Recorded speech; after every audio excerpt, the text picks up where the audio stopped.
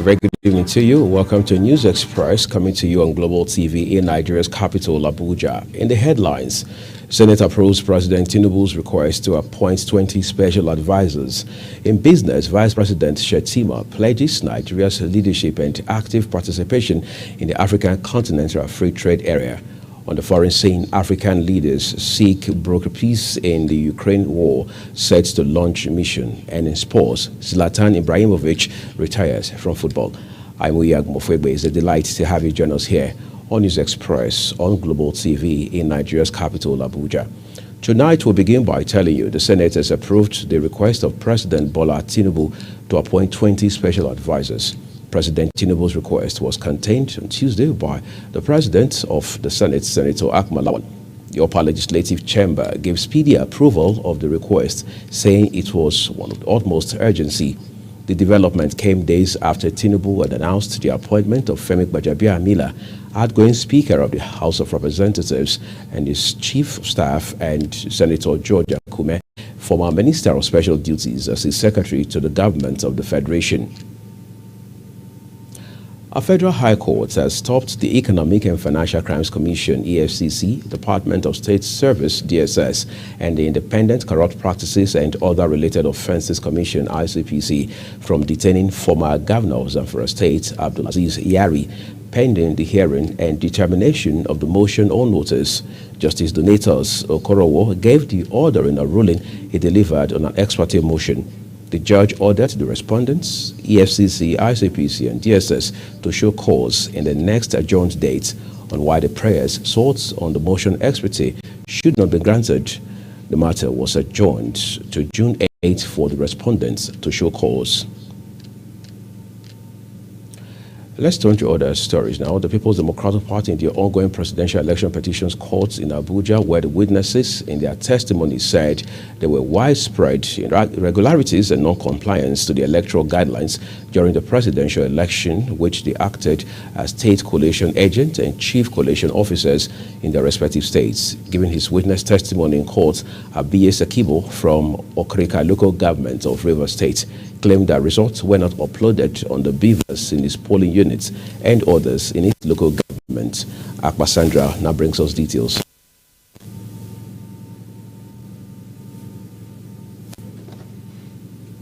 We'll bring you details of the story subsequently. Chief of Staff to former President Muhammadu Buhari, Professor Iberi, has handed over to his successor, Honorable Femi Gbajabiamila.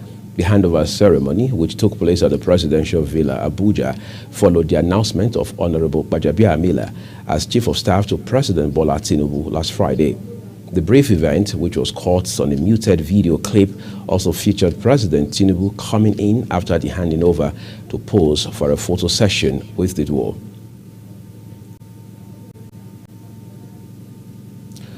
President Bola Ahmed Tinubu has received in audience the former governors of Rivers and Ebonyi states, Nyesom Wike and David Umahi, respectively, as well as Senator Godswill Akpabio, the All Progressives Congress's APC's preferred candidate for the Senate presidency. This is the second time the former Rivers State governor will be visiting the president in 72 hours. While the agenda for the visit is unclear, it may not be unconnected with the leadership of the 10th National Assembly that will be inaugurated this month. And the Trade Union Congress of Nigeria, TUC, has demanded payment of a new minimum wage of 200,000 naira monthly, and that the federal government reverts to the pump price of 185 naira of petrol per litre to allow for a conducive environment for negotiation. The President and Secretary General of TUC, Festus Osifo and Nuhu Toro, said the minimum wage should be increased from the current 30,000 naira to 200,000 naira before the end of June 2023, with consequential adjustments on the cost of living allowance, adding that all governors must commit to implementing the new minimum wage. You're watching the News Express on Global TV, coming to you live on Star Times Channel 276, coming your way shortly. Don't go away.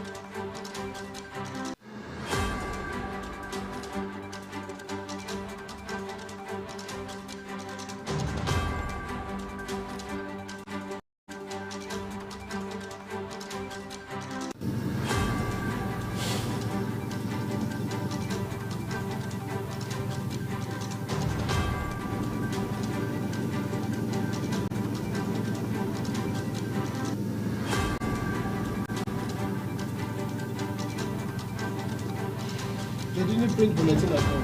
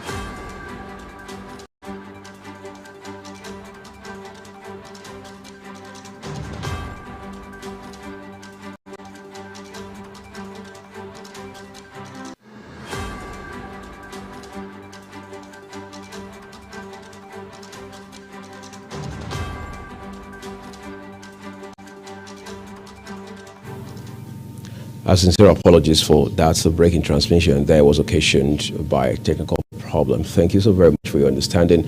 We'll now take you back to our earlier stories where 4 witnesses appeared at the tribunal for the People's Democratic Party, the PDP, in the ongoing presidential election petitions court in Abuja.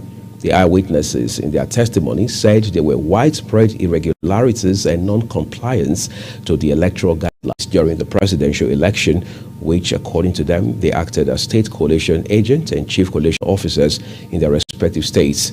Giving his witness testimony in court, Abiye Sekibo from Okrika local government of Rivers State claimed that results were not uploaded on the beavers in his polling units and others in his local government. Akwasandra completes the story. Sekibo explained that about 20 polling units had the same issues according to the information he got. In a separate testimony, Ibrahim Mohammed from Nasarawa State and Mohammed Babaji Madaki said they were made to sign the E4OD. They claim that the one they showed them in court have been tampered with. Also, Abraham Daniel says Atiku Abubakar also has the right to become the president. So far, President Asiwaju Bola Ahmed Tinubu does not have the required 25% vote from FCT. Meanwhile, Labour Party also presented Form EC8A from 8 states which were adopted by the panel, while the respondents object to it and reserve their comments on it. We have already tendered our documents as the petitioners. So this is the process of calling oral evidence in support of the documents we've already tendered. Yesterday we called a number of witnesses. Today we've called another set of witnesses. And as we progress, as the days unfold, We'll continue to call witnesses as the case may be. It is the law that should have brought 25% of FCT to be declared president. So generally, the thrust of our case today was that the INEC was hasty and wrong in declaring Tinubu the winner of the elections. The court, after listening to the witness testimony of the People's Democratic Party and that of Labour Party, witnessed through documents presentation, further adjourned sitting to Tuesday, 6th of June 2023 for continuation of hearing. Akpasandra reporting for Global Television. We're going to short break now. News Express returns shortly with more stories for you. Stay with us.